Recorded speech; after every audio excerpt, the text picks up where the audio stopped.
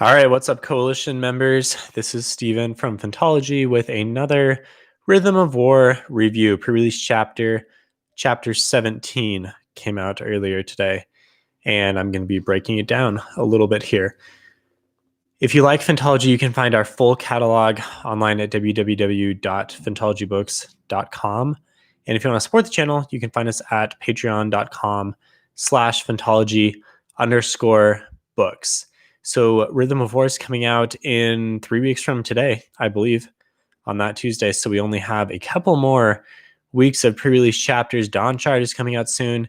Sanderson posted and sent out an email to Kickstarter backers saying that the book was done and just needs to go through the last rounds of edits and stuff. And then it will be out to us in ebook form pretty soon. He said beginning of next week. So excited for that. We'll have to do, Phantology will definitely cover that. We'll read that as quickly as we can and get a review out. So chapter 17, again from Navani's perspective, picking up from after chapter 16. I liked this one better. And we didn't get a whole lot of actually like Navani's inner dialogue. It was more of just like her observing what was going on in the room. I thought it worked a lot in this chapter. She finally talks about the fused weapons that we teased at the beginning of chapter 16.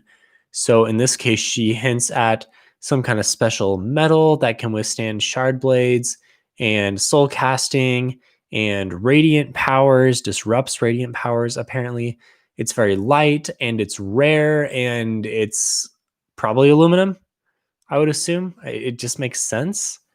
But on the other hand, I mean, I could see it being something else. I mean, Sanderson could always introduce something else. For what we know now, I think the most obvious thing is to assume that it is, in fact, aluminum.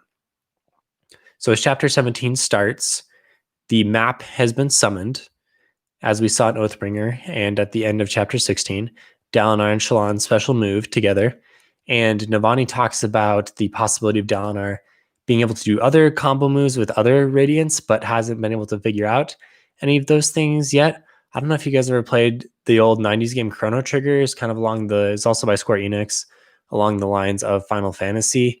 And you could do all these cool combo moves with your different people. And there's like a robot and a fighter and a mage, etc. And they could all do different moves together. So that's kind of the depiction that I get here with Dalinar for some reason.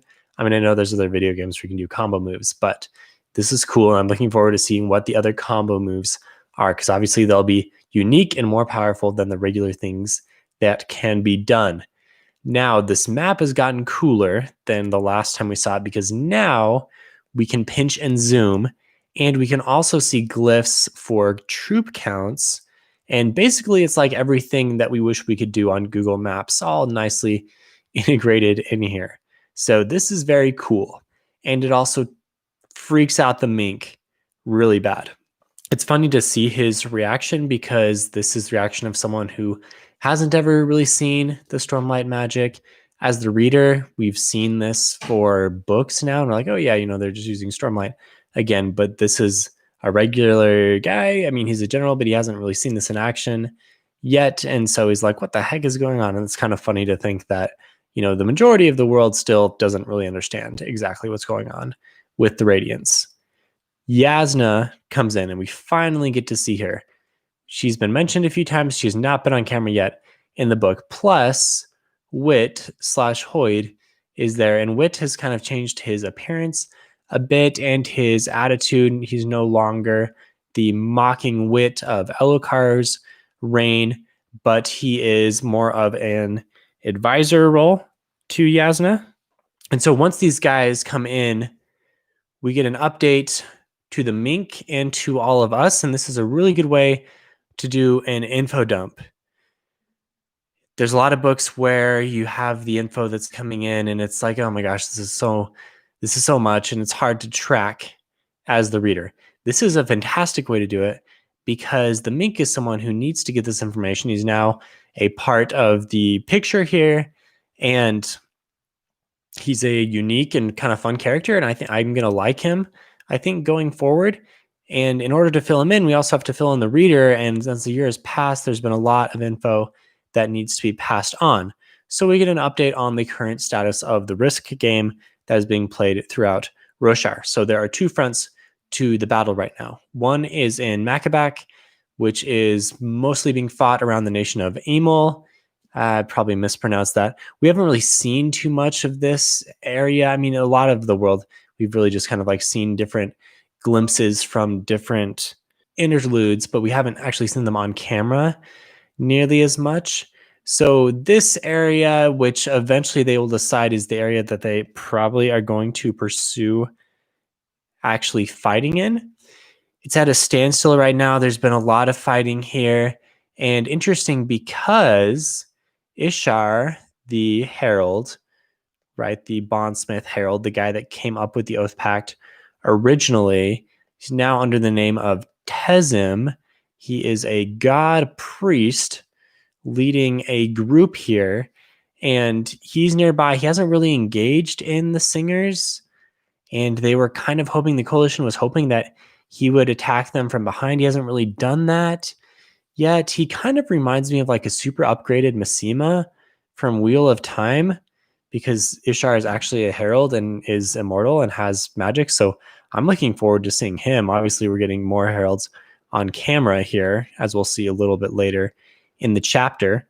Earlier, well, an Oathbringer, he actually demanded Urithiru back from the coalition and went on a bit of a rant after turning down the request to join them there. So I think he could be a fun, different look at the heralds and important for the eventual reforging of the Oath Pact, which we think is going to happen, especially after this chapter.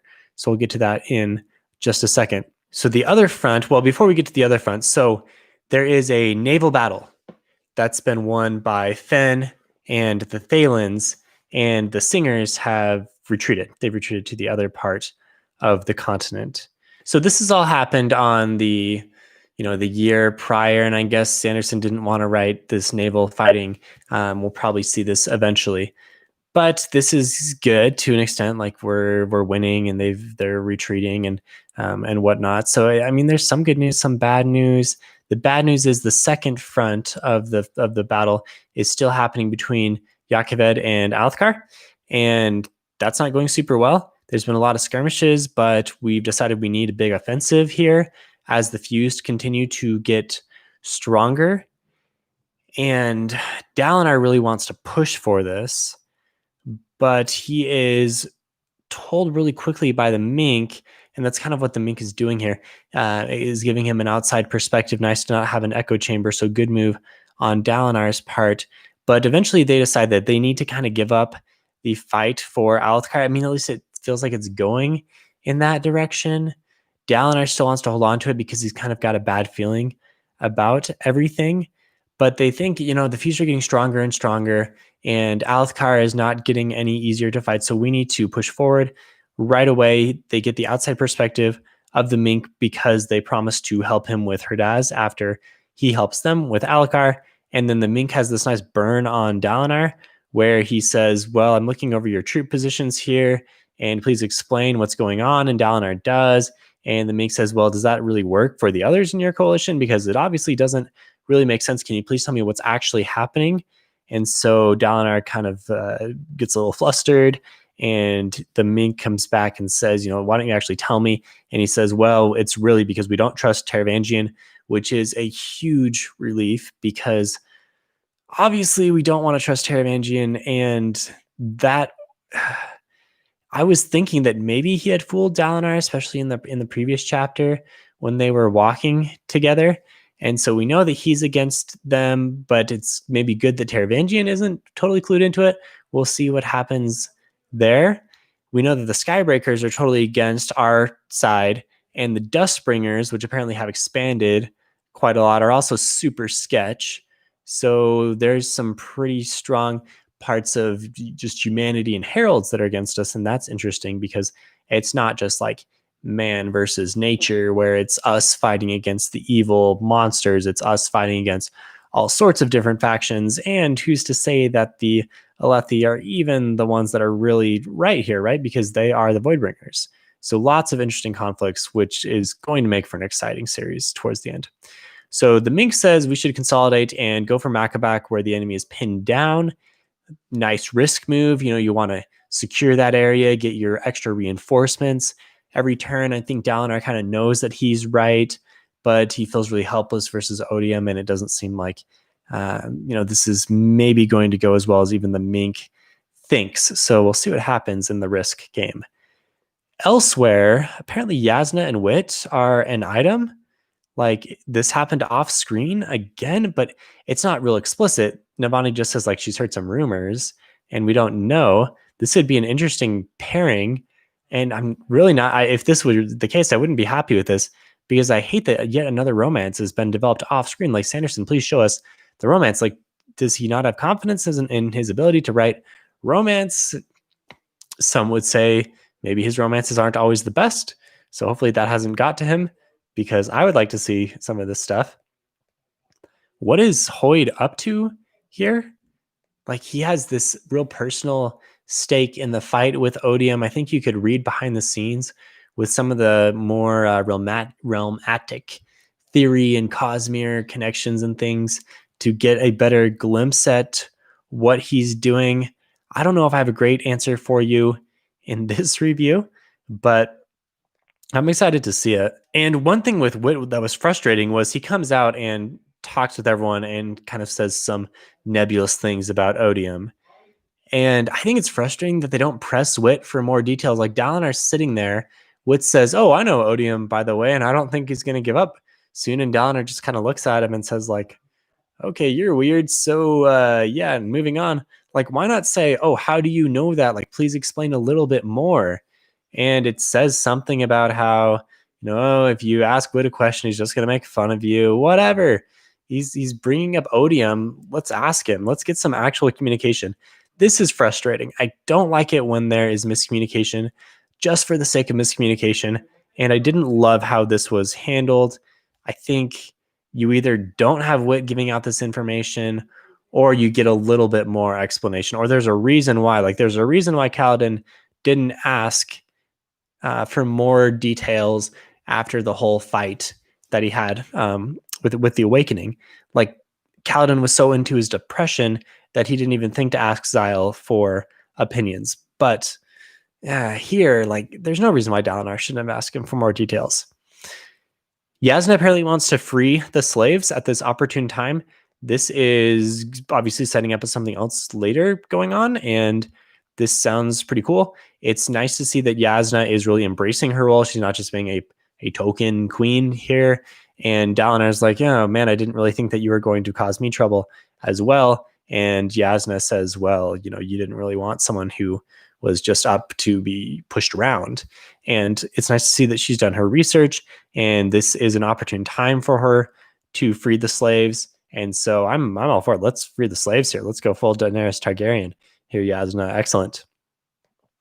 Ardents are slaves too, so this could affect the church's power a little bit, and that'll be interesting. A little bit more of a religious, political battle. In the last episode, or one of the previous episodes, I asked for more of a Game of Thrones Song of Ice and Fire-esque, like, political conflict, and so maybe we'll get some more of this, more of these types of maneuverings.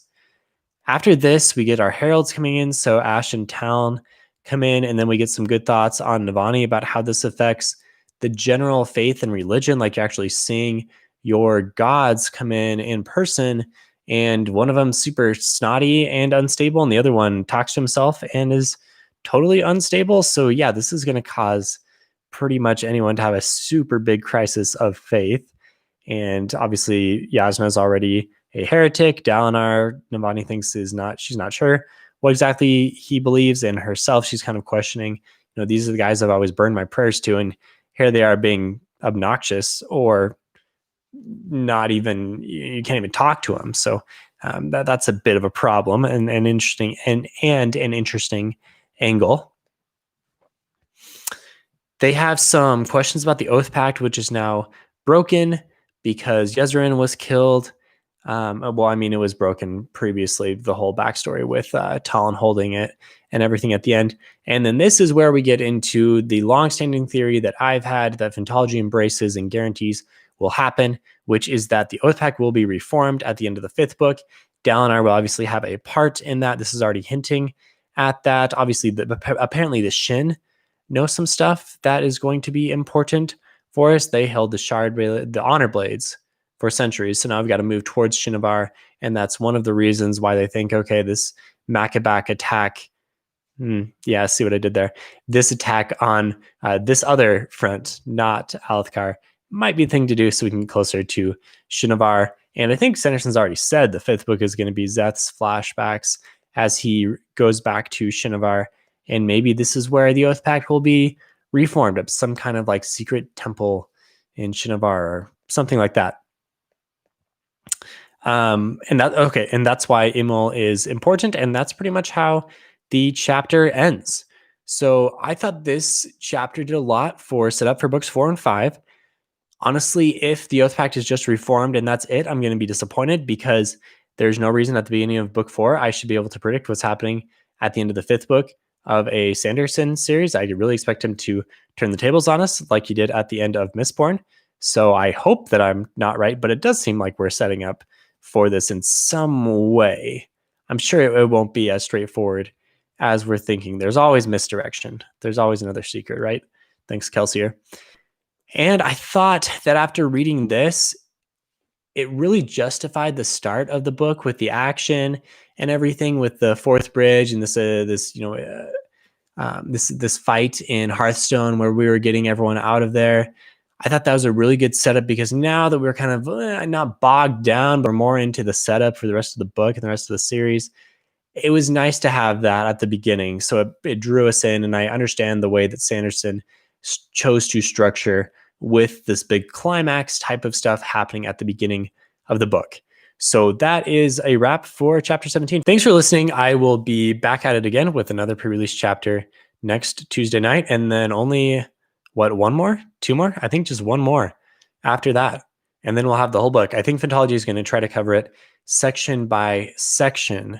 So we're going to chunk it up, let ourselves enjoy it a little bit more, get out reviews that are a little more substantive. So don't try to cover 1,200 pages in one review because that is insane and would make for probably a pretty terrible review that has nothing important actually in it by the time we talk through enough of the high level stuff.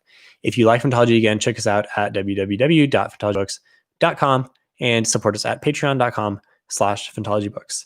Thanks, everyone. See you next time.